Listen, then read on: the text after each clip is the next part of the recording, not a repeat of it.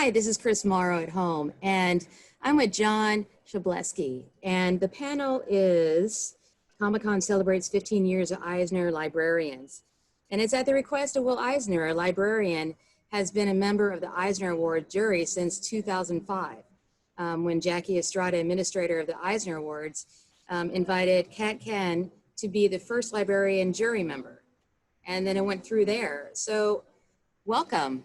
Please tell us where your home is. Thank you. I am living near Williamsport, Pennsylvania, home in Little League World Series. I am a native of the North County, San Diego, though, so this is kind of helpful to reconnect with home. Thank you. You're welcome. Please tell me about the panel and what was discussed and librarians. I love it. It's really pretty fascinating that Will Eisner is known as the father of the graphic novel. And his insistence that a librarian first place become a member of the jury was really kind of, well, very forward thinking.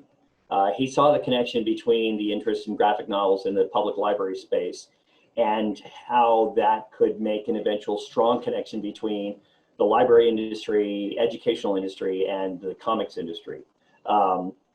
And it really has had a significant impact. As a matter of fact, Kat Kahn, the original first librarian, was also in charge of a task force for the American Library Association to study the impact graphic novels were having on the library industry. So it's a really interesting connection in market development, true, as well. Yeah, so talk about, really what the significance is of having, the librarians involved. Sure. Well, there's within the library industry, there is a long tradition of juries and awards and how committees function and how books are selected based on, credibility. Is it a wonderful book? Is the storytelling, an excellent tool? And they bring that to the jury. And you can see over the years the influence and the change of how books are now submitted for the awards. It used to be truly a comic book award where there were graphic novels included, but now it's shifted more to where you see publishing houses like Random House and Simon & Schuster, HarperCollins, the major houses submitting books scholastic for these awards, where in the past it used to be really just the comic book publishing industry. And this year, who's going to be awarded, do you know? Oh, wow. See, George Takei's book and Jerry Craft's book. New Kid is by Jerry Craft. George Takei's, they called us the, they called us the enemy. That's about his life growing up, spending time in the Japanese internment camps during World War II. And Jerry's book is about a kid of mixed race adapting to life in a very wealthy school. And these little misperceptions and misunderstandings that he dealt with as a kid, and a lot of kids deal with in that situation. Those are two really huge books. There's a bunch of others. The amount of books, the quality of books that get submitted every year doubles, and it's really pretty amazing. And it's really in line with just how far the industry has come since those first days. Do you think that Comic-Con is promoting, reading and making it important that, readers are leaders for the younger generation? Oh, it's much more than that. The comics industry really has an impact that runs the gamut from authors and creators to game designers to people working for SpaceX, engineers in the NASA program, scientists at MIT. Comics permeates so much. It's not only comics, it's makerspace, it's gaming, it's technology, sciences. It's just now, I think, our culture is figuring this out, that there's always been this connection. Do you think that librarians are going to be one of those fields that people are going to want to become when they're going through school? I sure hope so. Ew. It's amazing to me. One of the most common threads I see in the librarians, whether it's the school librarian, public librarian, or the academic librarian, they found their calling when they were in middle school, elementary school. And there is a passion for that, for protecting people's right to access information, to making sure that you have books of all kinds. Even now with the COVID experience, librarians are the first to adapt to meet community needs. So yeah, and the more librarians are seen as connected with the growth of the comics category, that is bringing a new generation of librarian into the conversation as well. Well, let's talk about San Diego Comic-Con. I mean, I'm sure that you've been to the downtown library in San Diego. Essentially, yes, beautiful. And I know that that has been part of Comic-Con in a big way.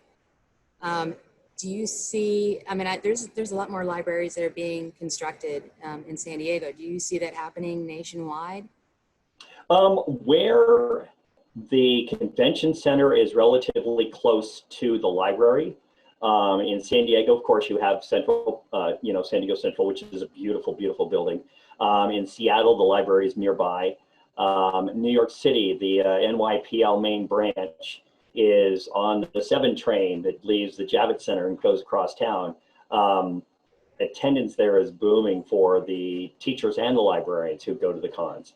And it's nice because it gives those, the librarians and the teachers a place that is separate from the exhibit hall, so they can have their professional development work, and then they can go back to the con and experience it as a fan would.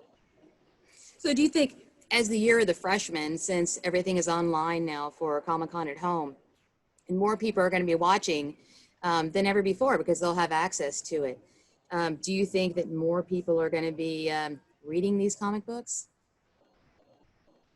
Oh yeah. And all these other books? Right. As you know, being a member of the jury, the biggest thing for a publisher and an author is to make that nominated list. Once you're on that list, especially in the library market, there are libraries who have an automatic buying mechanism in place. As soon as books get nominated for an award, they actually buy those books. So it's a really good thing all the way around. And it's also exposure for an author who may have never been seen up until that moment. As jury members, we got to discover some really amazing stories that just didn't get promoted and marketed the way they could have. But that puts them on a whole new plateau once they get nominated.